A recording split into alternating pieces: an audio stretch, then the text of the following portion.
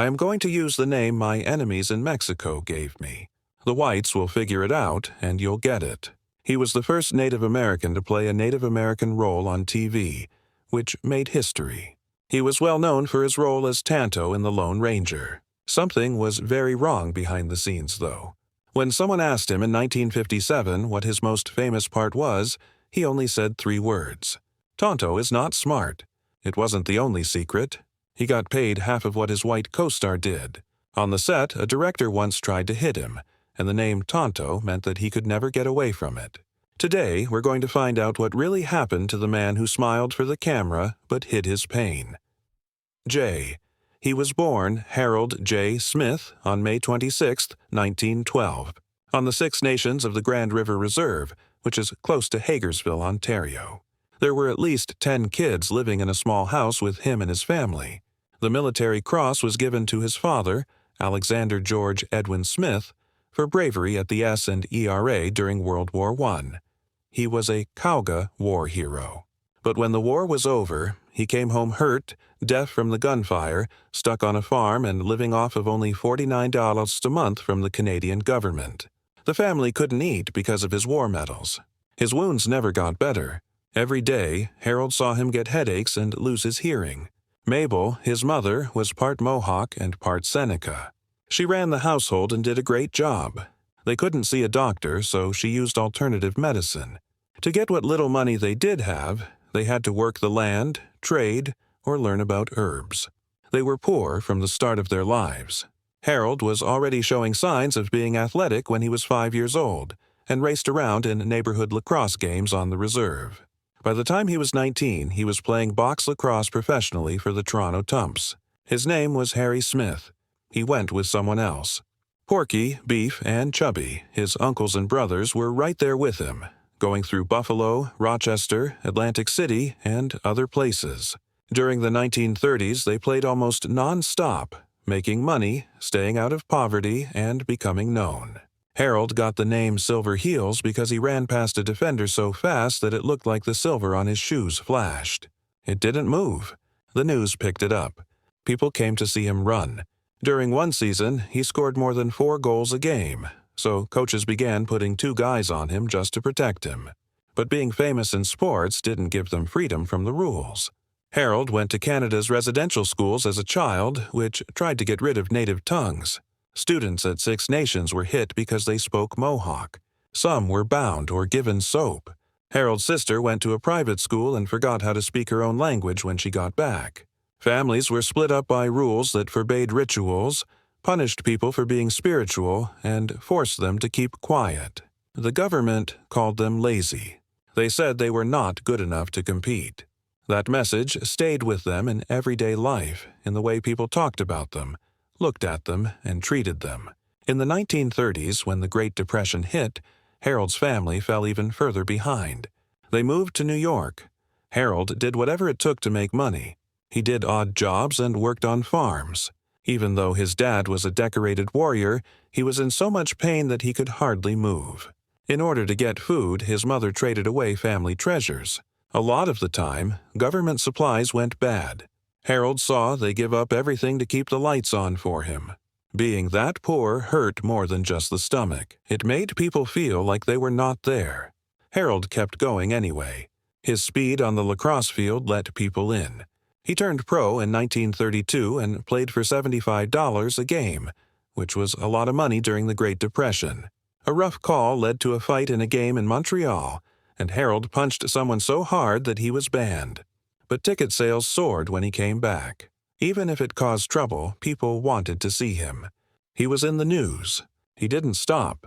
Then there was fighting. Harold fought in the Golden Gloves competition at Madison Square Garden as a middleweight.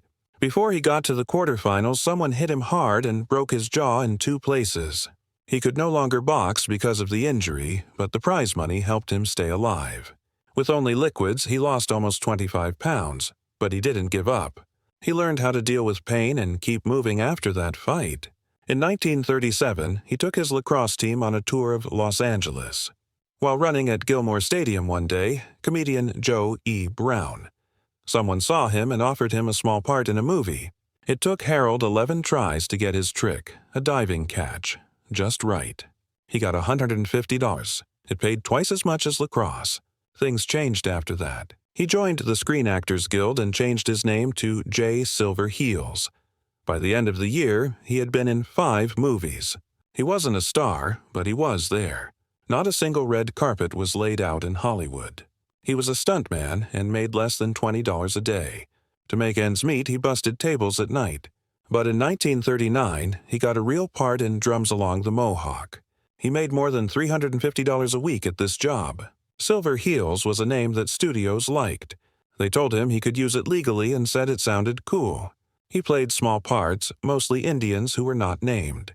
He had to take off all of his clothes up to his waist because he was being cast. They were more critical of his body than of how he acted. He kept getting work, though, showed up and learned his lines. His big break came in 1941 when he got to talk. He had played Indian Scouts or Warriors No. 2 in more than 15 movies by that point, most of the time without getting credit. He didn't give up, though. A friend told him, "If you can read this, you can read anything." At first, he didn't think it was right for him, but he did it. There aren't many records of him serving in Yuhi, too. He went back to Hollywood in 1945 under a new name, J. Blacks. The business world hadn't changed, though. There were still times when white actors in makeup were put ahead of Native artists. There weren't many roles, and the ones that were there were rude.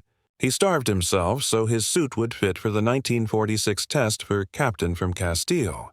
Like always, the director made him take off his shirt. He felt bad about it, but he got the part. The movie didn't do well at the box office, but he had a job. Even though he had words, he wasn't given credit. His lacrosse team went all over the South, where racism was loud and hard to avoid. Hotels did not let him stay. He couldn't get food in restaurants. The white guys on his team got rooms, but he slept on buses. When he got to Louisville, cops talked to him about using a bathroom that was marked "Whites Only." These things happened all the time. They were always there. That's why, when he finally got a chance to work in Hollywood, he used it to fight for better parts and recognition. 10 years went by before anyone really paid attention to him. In 1948, director John Huston put him in the movie Key Largo with Humphrey Bogart and Lauren Beale, which changed everything. Jay played the important criminal Tom Osceola. Finally, a well-known part in a big studio movie. Cast and crew worked on it for 78 days on the Warner Brothers backlot in Burbank. To keep costs down, they built Florida in a controlled setting. But for Jay, it meant coming out from behind the trees. No longer just a name that got lost in the lines. In 1950, after 2 years, Jay was cast in Broken Arrow, a Western that tried to be new but still stuck to old habits.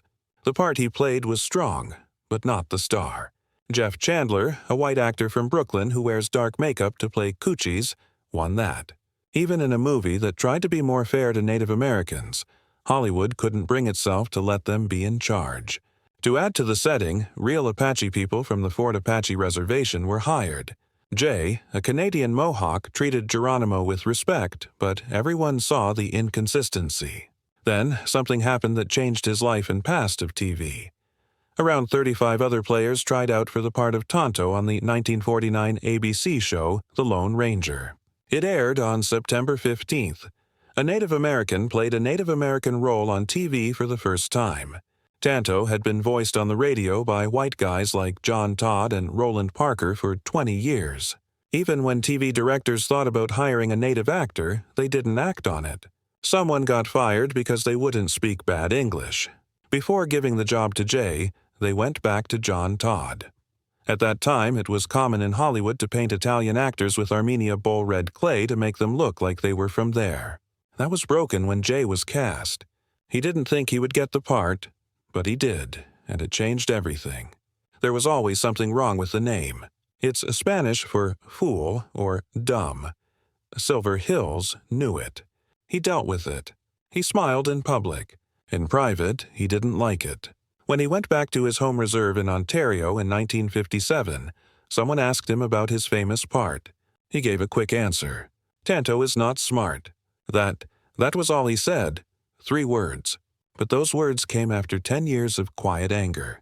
The name stuck around for decades, even though Native American groups said it was rude. In 2013, when Johnny Depp played Tonto, the debate came back. There was no change. It wasn't just the name either. People knew Jay as the guy who never read his lines.